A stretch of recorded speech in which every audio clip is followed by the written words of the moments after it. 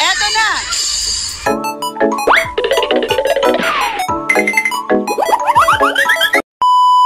Ang pag-uusapan natin ngayong umaga, ako! Kahapon na wala yung wallet ko. Wag mag-away.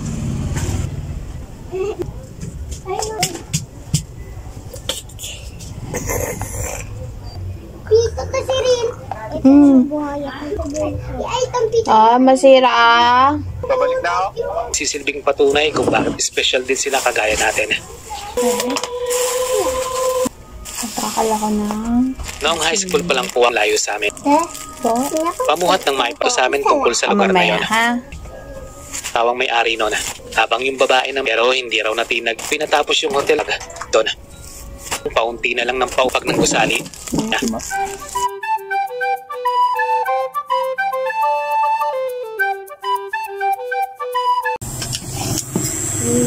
Bebe, saan ka na? Saan siya? Bebe! Umalis yata. Kain na tayo. Gabi ko. Nga dito. Wala ang wallet ko. Upo ka na. Asa? Buka dito. Kain kami. Sitaw. Ulam. Ay, ayaw po gulay?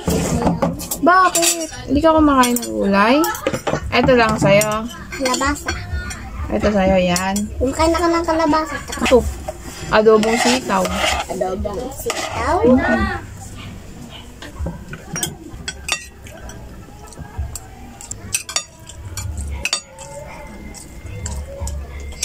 Ang kain. Bait luwa. Gusto mo ba iklog? Itlog na lang ulamin mo. Gusto mo? Kaya mo yan? Ano? Kaya mo? Mainit. Itlog na lang ulam mo. Kaya mo ito? Sige na kami ito. Ito yung sinabi gusto mo palang itlog.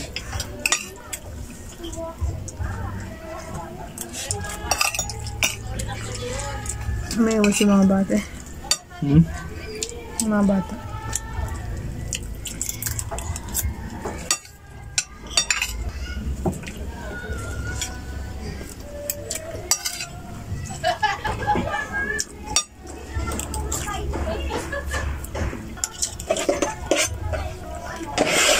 Buto na ito sitaw, bebe.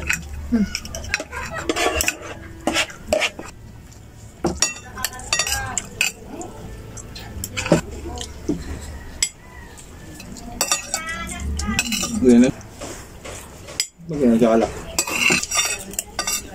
Log. Buto mo yung kanin mo, ha?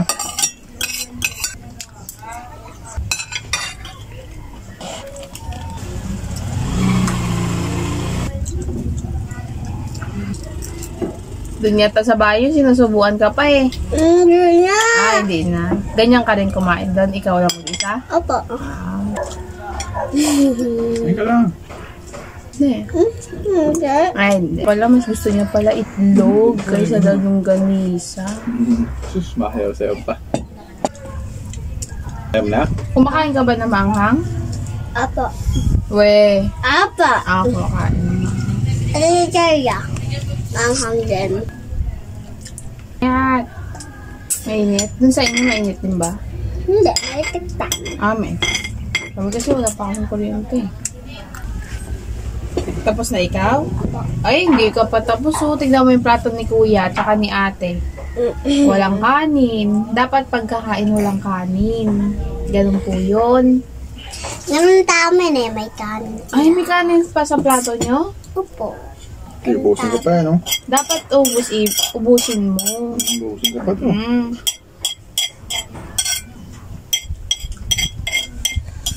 Ubus na ubus. Dapat simot. Tignan mo plato ni ate, plato ni kuya. Ganun po. Kahit marami kaming bigas. Ayun o, may sako dun o. Bigas namin yan. Ang gasa kang plato dahil. Nagliligpit ka ba ng hugasan? Pag nahuli ako. No. Marunong ka? Marunong ka magligpit? Inimig ang tubig.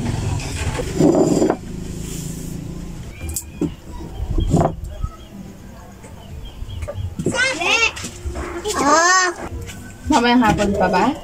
Kakatapos na namin kumain eh. Bye-bye. Isa lang. Maya na.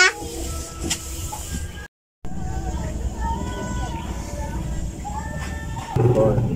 15 ba ngayon? Wala pang kalahating ba na nakawan na tayo. Paano tong ano? Sa ilaw dito na lang to.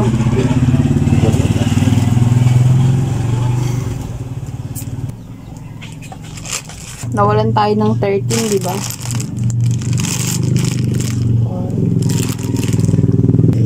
Bariya-bariya na nga lang yung kikitain mo na nakawan ka. Kahit siguro marami tayo kaya hindi na tayo nagpapit ng ilaw. Pinag-ipunan nyo ng matagal na panahon at pinagpaguran. Kung may gusto ka, pag-iipunan mo ng matagal yan. Tapos na nakawin nyo lang. 234 baby ko yung Nakawin mo lang. Yossi. Nalagay ko sa plastic to. Lagay mo ito. Pag marunong ka mag-manage ng pera kasi, makakaipon ka. Hindi na muna yata natin. Tig 10 kilo sa akin, no? Medyo mababa din. Plus 5, 7, Siguro tag 50 pa yun eh, kasi pinasadya akong tag 50 kasi baka may bumili, gano'n. Bakit yung sa atin yun? Kaso nga yung mga ID. Punta ako ngayon ng barangay. Susunod na tayo mga ship ko. Lapit na namin mga ship dyan eh. Okay. Lapit na plus 8. Nawala eh. Kapag incident report na ako sa barangay dito na wala nga yung wallet ko nung July 13. 14, maghapon namin hinanap yung wallet kasi baka nandito lang sa loob. Para sure, kahit alam ko naman na hindi siya pwedeng mailagay dun sa ibang part kasi alam ko kung saan ko siya nilagay. Ngayon, July 15, sana ibalik na lang niya. Kasi dito talaga niya sa loob yung kinuha dahil sure ako dun. Dahil dito ko lang siya nilagay. Nakakaiyak. Siguro siya iba bariya. Pero sa akin kasi, sariling sikap, walang inaasahang iba. Hindi umihi ng tulong. Sabihin natin na ganon. Kasi pinagsisikapan lahat ng gusto sa buhay. Kaya mabigat yung ganon kalaking pera. ID pa namin nandoon. Lahat ng valid ID ko nandoon. Nakakaiyak kaya mawala ng isang bagay na pinaghirapan mo talaga. Guys, naligo kami ng ulan. Bihis lang ako. Bihis na ako. Naligo muna kami ng ulan. Pang-cleanse. Woo!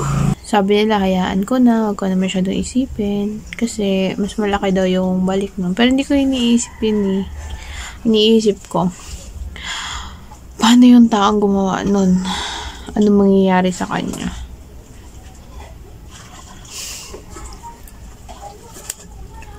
Sabi ko nga, kahit ibalik ngayon ng harap-harapan eh. Hindi ako magagalit. Aminin niya lang, ganun. Kung bakit. Bakit siya napilitang gumawa ng ganun.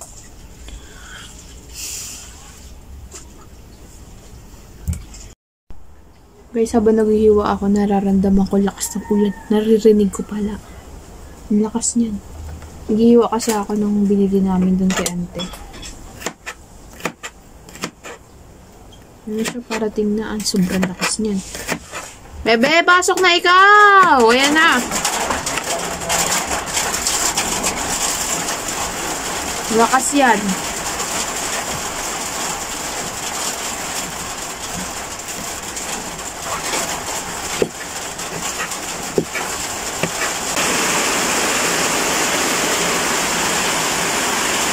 July 16. Hindi na talaga namin nakita yung wallet. So, tanggapin na lang natin yung mga ID. Pwede naman siguro gawa ng paraan yun. Tapos sabi na rin naman ako dun sa barangay, nakapag-report na ako na nawawala yung wallet namin. Yung pera, siya na ang bahala. Kasi, hindi namin hawak yung wallet eh. Bahala siya kung anong gagawin niya sa pera. Pero dapat ang hirap pa din kasi may mga tao pa rin talagang grabe. Kasi saglit na saglit lang talaga. Nawala agad siya. Mong si Jason Calpay. Pag nasinsan ng kapitbahay ko po siya, wala naman po kaming halitan, sir. Ano bang trabaho? Iwas po ako. Tapos po, binangga niya pa rin po. Sumusuntukan tayo. Bigla tawa ko po, self-defense lang po. Anong ginawa mo? Bawat. Diyan sa loob. Yes po. Anong barang?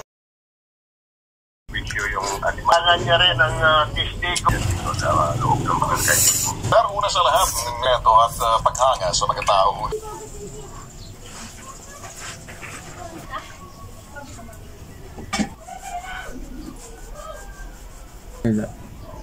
Oh my God. Kaya, Ah.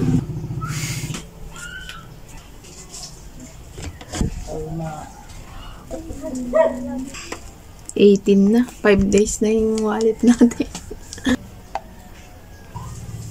ilan? Ilan? Magkano po?